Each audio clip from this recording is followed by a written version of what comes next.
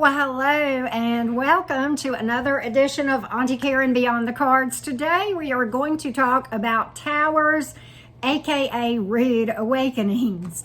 And the reason that they are often called rude awakenings is because it is a divine intervention, and it feels rude because it is abrupt and unpleasant, and it is literally exposing truth that we were unaware of or refused to see or refused to face.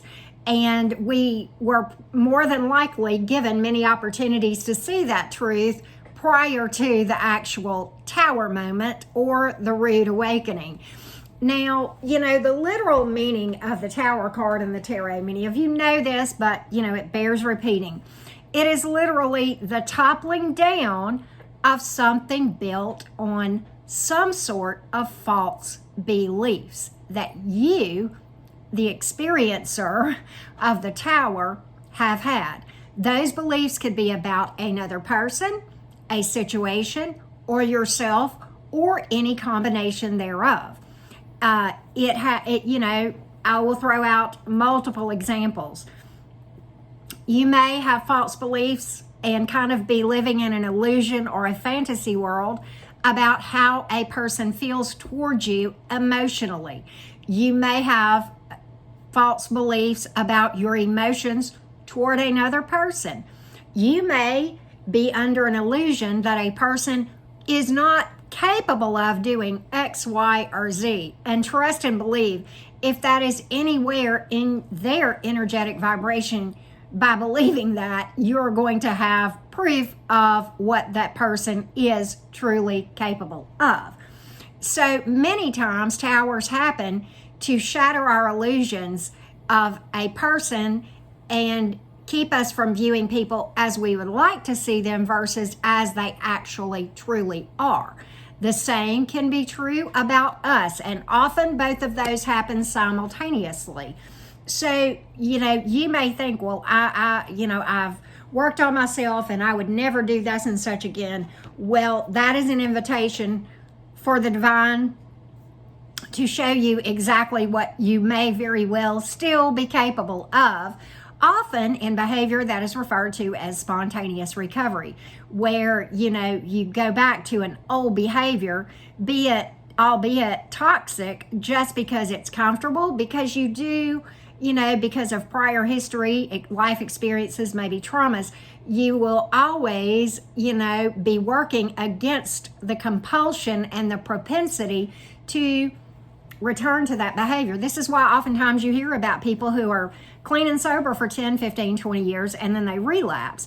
There is always that nagging compulsion that has to be kept under control through the use of regular energy work, meditation, and that sort of thing. And so, with that being said, towers are tough. They are unpleasant, but they are for our good because, we have these two doors here, the painful truth or the beautiful lie. But the beautiful lies are often what keep us stuck, okay? The painful truth, and yes, it is painful to face, almost impossible sometimes, particularly when it comes in the form of a tower, seemingly. But, towers are the divine's way of having us to hit rock bottom, where we have no choice but to face reality. And it is many times unpleasant, but only through the truth can we free ourselves so that we acknowledge what is really true and to heal those things, okay, or from those things, whichever the case may be. And so, one thing that you learn in a family dynamic, or otherwise, you often hear readers say, when towers fall, don't fight it. And there's a reason for that, because if you fight to try not to see the truth yourself, okay, then you're literally fighting against divine energy. And I know from experience, fighting my own towers, there's just no way to win. And it just gets really, really ugly. Okay, it'll take you down even further. Secondly, another thing I have learned, as I started to say about the family dynamic, is you cannot fight another person's tower. You have to allow them to experience the consequences of their false beliefs too. You have to honor that that is their life path.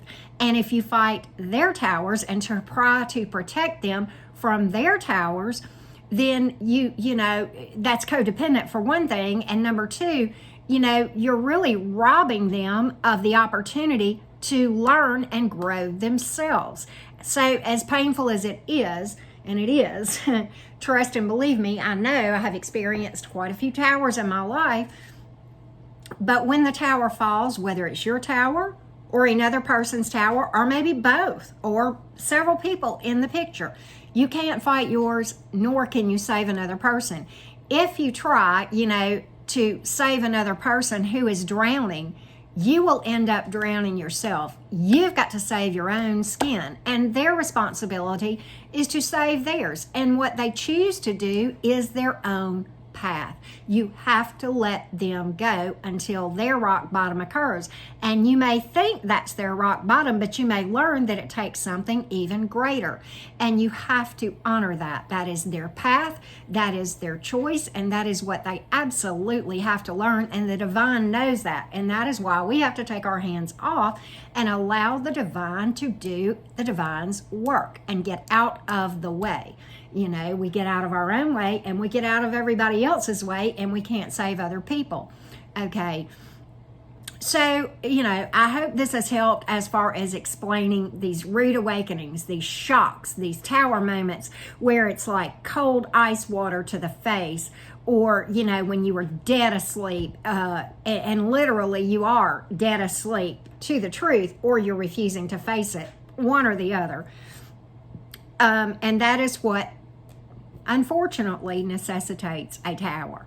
Sometimes we are going along in life and we don't realize that we are fighting truth. And it takes the tower for the divine to get our attention. You know, and I don't care how far along you are spiritually. I don't care how much work you've done on yourself.